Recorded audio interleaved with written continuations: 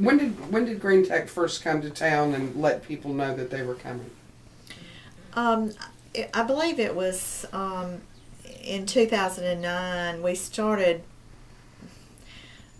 hearing something about it. A few times I saw some what I took to be Oriental people having lunch in the Cafe Marie downtown with Lynn Arnold, who is the CEO of the chamber. Mm-hmm. She never introduced us, to them. And I didn't ask her who they were at that time. And then they held the event, which one of our reporters attended. I did not attend, and he's not here at the paper anymore, for the unveiling of the prototype vehicles. They made a big splash with that. Where did that take place? It was at one of the casinos, I think. Out in Robinsonville? In Robinsonville. Mm-hmm. They had something on the site, and at one time they had a mound of dirt, and then on top of this mound of dirt they had put some kind of monument thing that talked about, that Green Tech was coming. Mm-hmm. They took that away some time ago. Was that at the Horn Lake or no? At This the was other here one? In just off 61. And then everything kind of went quiet a little bit. But when they opened an office here, I believe that was either late 2010 or early 2011, they began to kind of be more visible out in the community. And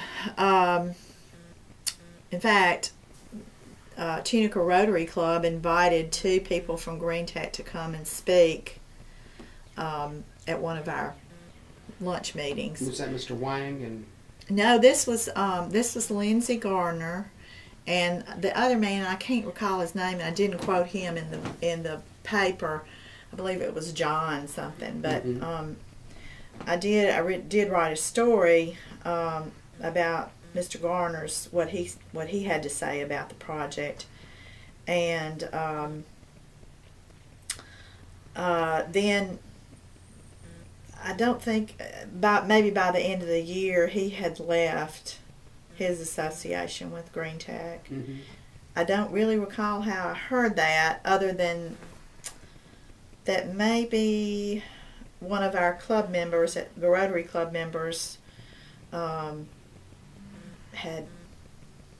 kept up with them, and he's the one that told me. Well, what type of things did they say at the Rotary Club meeting? What picture did they paint for you? They gave a timeline of their construction of their facility here, of when they were going to start production at their facility in Horn Lake that they said was a temporary facility. And it was very optimistic, obviously, timeline. Mm-hmm. Of course, by the end of 2011, we hadn't seen any production come off of the Horn Lake line, which that was part of what was promised. Mm-hmm. We really hadn't seen any work on the site at Robinsonville. And I believe at that timeline, I'd have to have it in front of me, but I believe they said that they would be in production here by 2014. What type of corporate neighbor are they? They have sponsored the festival that's in the spring called Rivergate Festival. Last year, they were present at a sponsor event. Mm-hmm. We made their picture. I was not introduced to any of them, and I don't know any of their names that were there. Mr. Garner was not among those. I would have recognized him. And then I was told, I don't know this for sure, but I was told that they came in late as a sponsor this year, but not a large sponsor. Now that's that festival's next weekend, right? No, it was this past weekend. And did you see them there? They did have a car.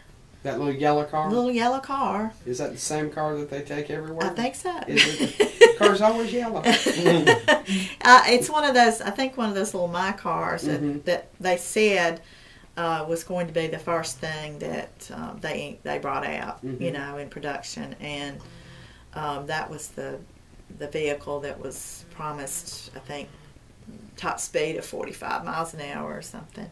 Two-seater. Do you ever see any of the cars around? I mean, there's an office right up the street that's supposed to be for accounting and sales. You ever see any cars up there? I do see cars up there. 2 or 3 maybe, you know, during work hours. But those are those are private cars, not not any of their vehicles. These are just people's cars. I see lights on up there. Have you ever been to the Horn Lake facility? I haven't. We weren't notified of the event they had up there. And so, interestingly, my husband was invited, but we weren't. Anyway.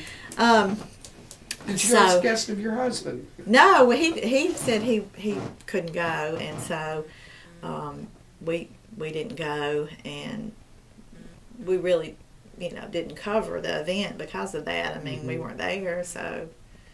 Do they have a marketing program where they send out news releases and things like that to you? Well, if they do, we don't get them. Do you know anybody who works at the company? I don't know. As far as I know, they haven't hired anybody local, either for the office here or that may work up in Horn Lake. Now, I don't obviously know everything, but this is a small town, right? No, I don't know anybody. When somebody gets a job down at the bank, everybody knows it. You know. Yeah, exactly. Yeah. So, no, I don't know anybody at all. Huh. What do you think's going to happen?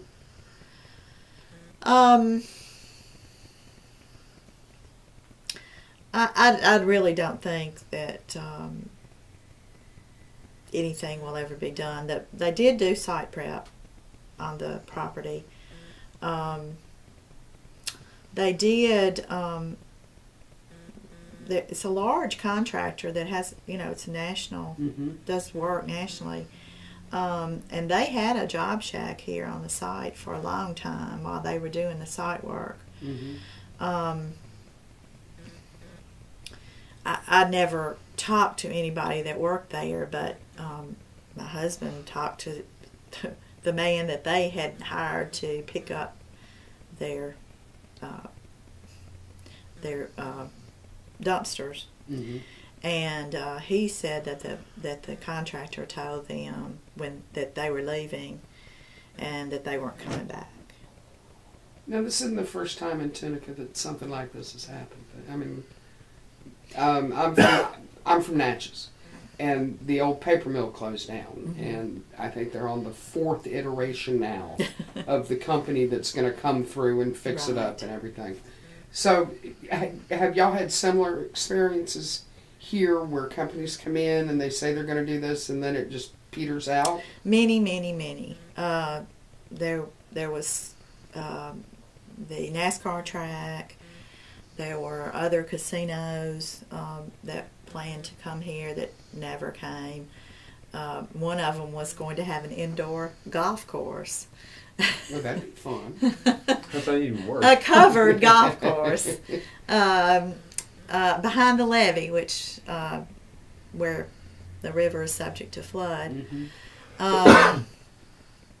Several other casino properties, water slides, we've heard. Harrah's at one time was planning a water park. That's never happened. other kinds of developments, subdivisions, a lot of subdivisions planned that never materialized. There was, and some things that did start, but sort of petered out. They just didn't.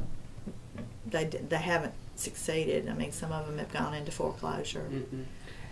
As publisher of a newspaper, what do you think about the state's programs that give away land, make loans, give tax credits, things like that? What do you think about that? Well, for one thing, I think there's not enough, it's not open enough. There's not enough scrutiny, because obviously Mississippi has had some disasters as far as what they have spent, in state money and taxpayer money on projects that someone must have known wouldn't succeed.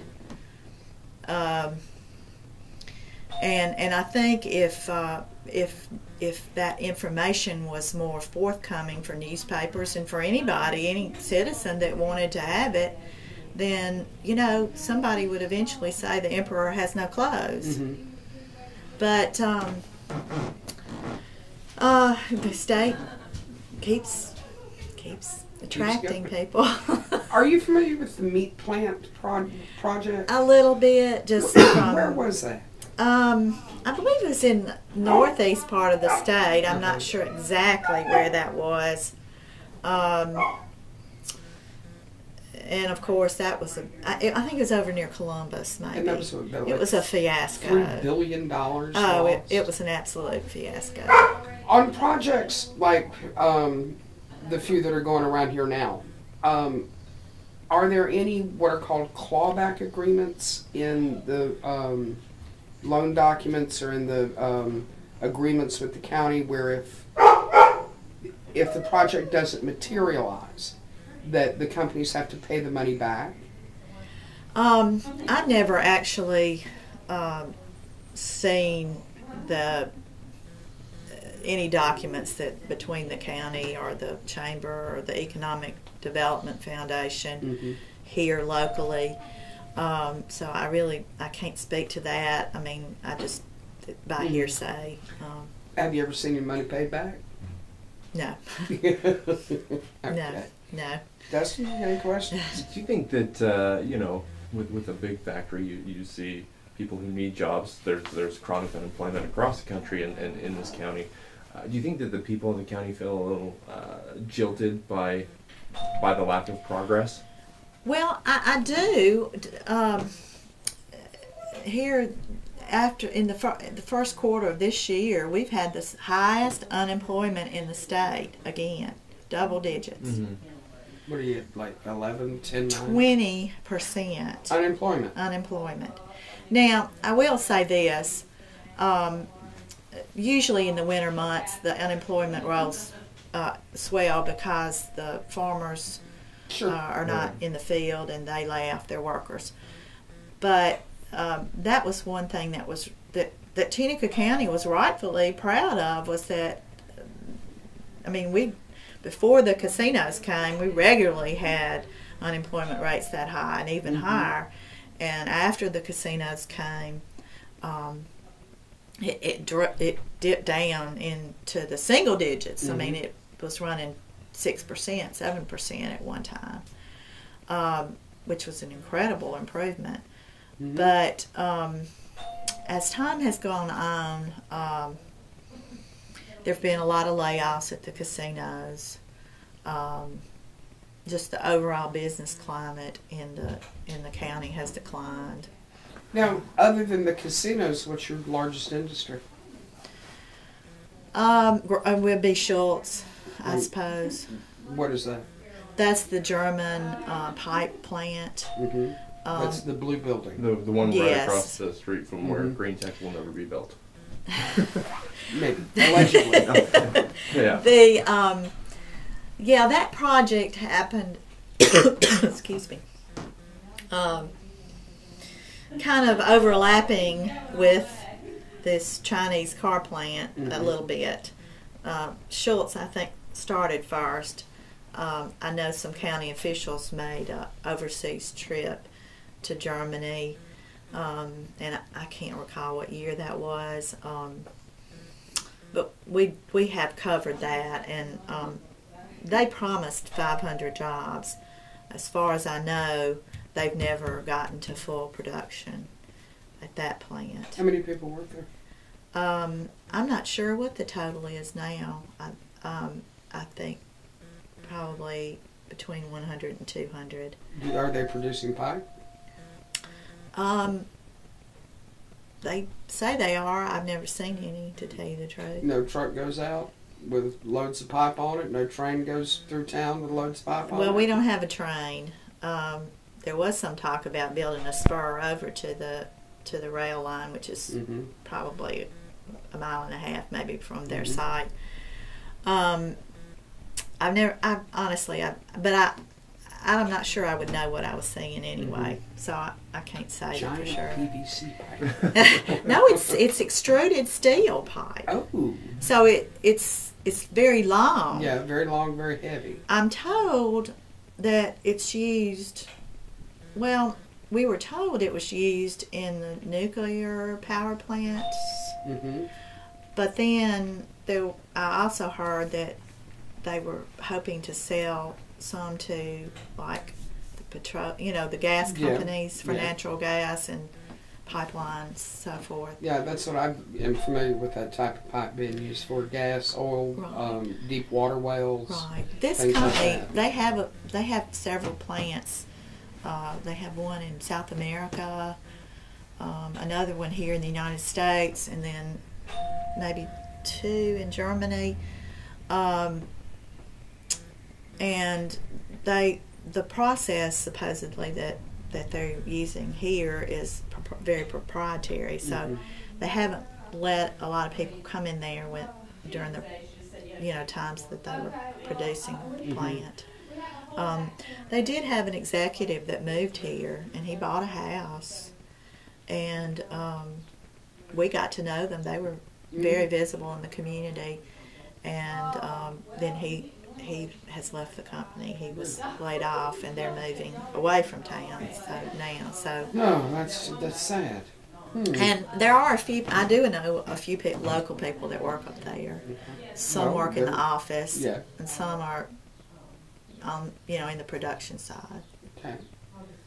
The next time somebody comes to town with a grand plan, what do you think's going to happen?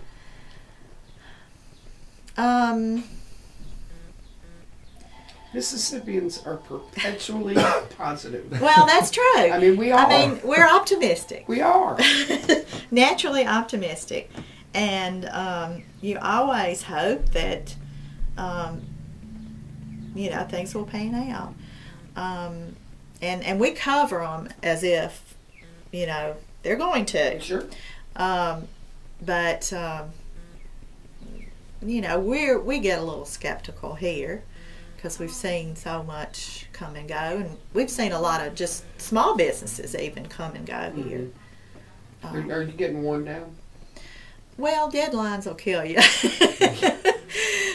Yeah, they will. And at one time I had, I had probably 8 people working here, and since 2008 we've just downsized and downsized and downsized, and so now just covering the schools and the festivals and things like that. I mean, that takes up a lot of our time. We don't have a lot of time to do a lot of digging on stuff. Yeah, we understand. All right, Dustin, anything else? McAuliffe promised 350 jobs by the end of the year for green tech. What would those jobs mean for this county? Well, I mean, obviously we could use 350 jobs. I was out campaigning yesterday, and one of the houses I went to, the woman said she was unemployed, and could I help her? If I was elected alderman, could I help her get a job? One of another lady that was helping me, she's unemployed. So I'm not sure that those people are trained and educated enough to, get any kind of more high-paying job. I mean, they could get a job, in low skill, like custodial, things like that. And that's what a lot of our people, I won't say all of them, because there are people who have good jobs with the casino industry here that are local. A lot of them, though, worked in housekeeping, food and beverage. What about the Wynn Center? I know the one in South Haven. There's one here, too. Yeah, they do. I believe the Wynn Center here does for the casino. But the one in South Haven, I understand, is doing some training for Green Tech, or did training for Green Tech. Was there any talk of that when it was going on? No, and that's been a complaint. We had a new board of supervisors that was elected at the end of 2011, and a lot of them, when they were candidates, campaigned on the fact that Tunica County people weren't being given the opportunity to even apply for some of these jobs. And so the chamber periodically, I know for Schultz, they did have I don't know exactly what you would call it. They had an event at the rec center here where they invited people who possibly could contract with Schultz to come and get paperwork that they would need and hear more about how they would qualify. What about your community college? Is there any training program through your community college? Well, the community colleges do offer training, but we've never really had a large-scale program here locally. Is this what, Northwest Community and Kahoma College? Community And College, both serve Tunica County. And did any of them gear up for Green Tech to offer Northwest any type of training? may have. They're more vocationally oriented, but they never offered any classes here in town. And that's a problem for people. Transportation is a real problem for people here. Yeah, I don't notice a lot of buses. Well, I mean, we do have sort of public transit from Clarksdale. DARTS is what they call it. They serve the casino industry a lot. But just driving 30 miles, outside the county is difficult for people. The rec center also provides some transportation, but it's not exactly job oriented. It's more senior citizens. And describe for me your basic average Tunica person. Education, family, work. What's the basic person? Average. Well, this county, I'm not sure if y'all are aware of this. You may be aware of this. We have between 10 and 11,000 people that live here in the whole county. It's a very small population, very rural. The racial makeup is 75% African American. Our school system has struggled. We've had our accreditation taken away here. We've been on double secret probation. And right now they're well, I don't think they're F, but they're D level school, which is the next lowest. So people here, and the dropout rate is very high between elementary school and high school. In that ninth grade year when they have to start taking the state tests that they have to pass in order to graduate. That's a real stumbling block for people. So, between 15 and 19, people drop out. Where do they go? What do they do? They hang out on the street because they don't have, they might have an 8th grade education at best. Do you have a drug problem in this town? Not in town, but in the county. Yeah.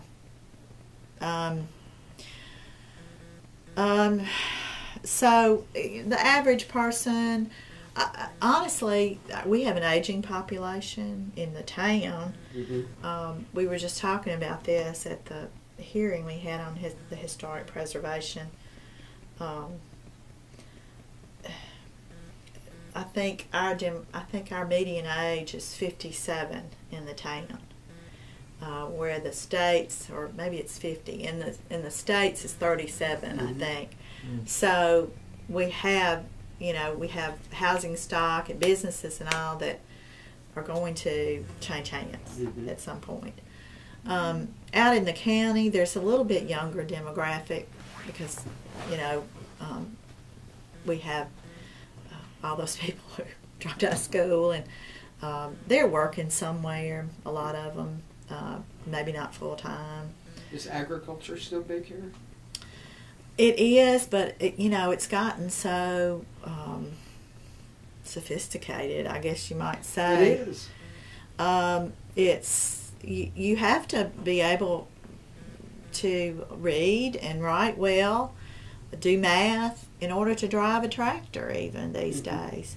Now, there's still some lower skill jobs on the farms that We ain't people out feel. picking cotton by hand anymore. Oh, no. We're driving $400,000 cotton pickers. Yeah.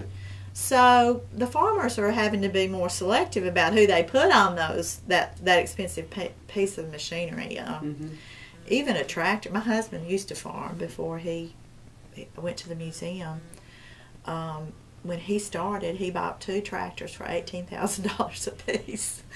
And now you're talking about a $150,000 piece of equipment. Yeah. Of course, that piece of equipment can do a lot more than his mm-hmm. 2 tractors could do, and do it a lot faster, do it better. They have laser-guided systems, that keep the rows straight and mm-hmm. that tell you how many acres are in plots of land. It's beyond. It is amazing. It is very. Where y'all growing? Cotton, steel, not as much as we used to. A lot of corn, Mm-hmm. and it's getting kind of. It needs to stop raining. They need to get the corn in. If they don't, then it gets hot, Mm-hmm. and then it burns the corn up. If mm-hmm. if you wait too long if you wait, late into May to plant corn, Yeah, then it's hot. right, it's not going to be at the right stage when it really gets hot. Rice, soybeans, catfish. Still some catfish farming. Of course, that industry has been hurt by the imports Mm-hmm. from Vietnam and Indonesia. Mm-hmm. Most people don't know the difference between that fish and. I do. Well, I do too, but Yeah. I don't eat that fish. I don't either. But some milo or grain sorghum. Mm-hmm. Some people are kind of experimenting with some unusual crops. We've had we had a few peanuts planted last year. Really? We have sunflowers occasionally. I can remember since we've been here at the paper that seems like somebody planted green beans one time. On a massive scale. Well, I mean, more so than, a backyard garden. More than my garden. All right. So, but farming is, there are hardly any small farms left. It's just the scale that you need Mm-hmm. to support buying all this expensive equipment, seed, chemicals, and so forth. You can't do it on 300 acres. Mm-hmm. If you had a crystal ball, and I'm looking around for one, and I don't see that you have Not an one. apple. You got a crystal apple. If you were to look into your crystal apple, what would it take for Tunica County to succeed? Well, we need more people. Honestly, we Really? need more people to come here and live, How do you work. Well, we've got to. Our education has got to be better. You're not going to attract young families without there being a school system that they trust. They can put their children in, and they will get an education that equips them to go out in the world and earn a living, go to college, whatever they want to do. We've got to have that. We're one of 2 counties in the state of Mississippi that doesn't have a hospital. And that's a concern for, we've tried before to attract seniors who might be retiring. But that's a real stumbling block too. How far is the nearest hospital? About 40 minutes And in that's South where- Haven. In South Haven? Mm-hmm. That's a long ambulance ride. That is. Well, very I long. take that back. There's one in Senatobia that's 30 minutes. There's one in But that's not Clarksdale. acute care, is it? No, and you have to go in for trauma. You have to go to the Med in Memphis. We do have Air Wing that serves Tunica County. That'll Come, air flight you out. Mm-hmm. To get people, to get good schools, you need good jobs. Right, we do. What do you do for the jobs?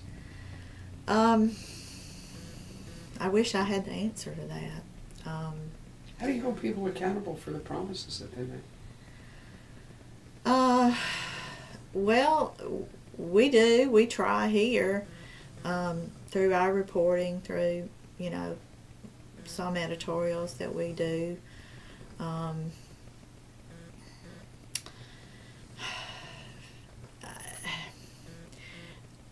I sort of have a little sympathy. I mean, if I don't, I have a college degree. Our county leaders, a lot of them don't have a college degree. They were a product of the public school system here. Mm-hmm. They haven't been out of the state of Mississippi very much. Mm-hmm. You get bond attorneys coming in from Jackson saying, "Oh, this is right, good." Exactly. I mean, but I will say this: they, eventually discover that somebody's not legitimate, and after much expenditure of taxpayer money. Yeah. But as far as they're creating jobs, I think they probably have less of an idea of what to do than. I mean, they know they want jobs, but they're depending on other people, locally and in the state, to help them with that. And honestly, the Delta's been left behind for years. Mm-hmm. They've been left behind in the state of Mississippi. We're sort of the stepchild. And in the North Delta, we're really left behind in a lot of ways because we're so far from Jackson and the centers of power down there. Most people think of us as more part of Memphis than Mississippi, even though, of course, we can't really take advantage of that proximity. We're just a little bit too far. DeSoto County has really grown. But South Haven and on up into Horn Lake, Hernando, yeah. Olive Branch has really grown as bedroom communities for Memphis. So we're just a little bit too far. Everybody, I've heard people say for years, the Memphis metropolitan area will eventually make it down here. But I don't know. We have, Tunica County has really got a bad reputation because of a lot of factors. and even nationally. So combine that with the image that people in America have of Mississippi, and then the image that they have of this little community, and the image our own people have of this community. It's tough. It's tough to try to overcome that.